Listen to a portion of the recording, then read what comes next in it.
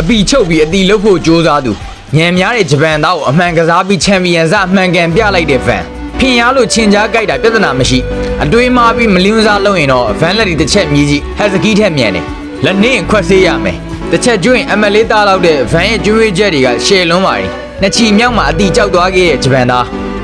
ချုပ်ကွက်ကိုအဟုတ်မှတ်ပြီးအသင်းဝင်လုံးပင်မဲ့ဗန်ကတဖန်ပြန်ချုပ်ပြီးအမှန်ကန်ဖြုတ်ပြလိုက်တော့ကြောင်ကချားကြီးဖြစ်ကုန်ပြီပေါ့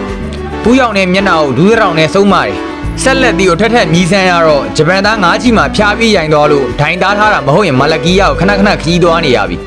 အခုတိုင်းဆိုဘန်ကိုတကဘာလုံးကတကယ်ချန်ပီယံဖြစ်ချောင်းသိရှိသွားခဲ့ပြီမြန်မာပြည်သူတွေအတွက်ထက်ဆင့်ဂုံဆောင်ခဲ့တဲ့သူထက်ဆင့်ချန်ပီယံဂျော့ရှာဗန်ကြီးအတွက်အားပေးနေရင်နဲ့မြန်မာပြည်ကကြားကြတော့ကမ္ဘာအလယ်မှာအောင်လန်ထူလို့ဖုံးရှိန်ကုန်းဆိုတဲ့စကားလေးကိုကျွန်တော်သတိရမိပါတယ်ရှေ့ဆက်မဲ့ခရီးလမ်းမှာလည်းဒီလိုမျိုးပြိုင်ဘက်တွေကိုအလေးထိုးပြီးတော့ချန်ပီယံခပတ်တွေကိုတစ်ခုပြီးတစ်ခုသိမ်းပိုက်နိုင်ပါစေလို့တပီလုံးကပရိသတ်တွေနဲ့အတူဆုတောင်းပေးပါတယ်နောက်ပွဲတွေမှာမြောက်လောင်းပန်တူဂျာနဲ့တွေ့မလား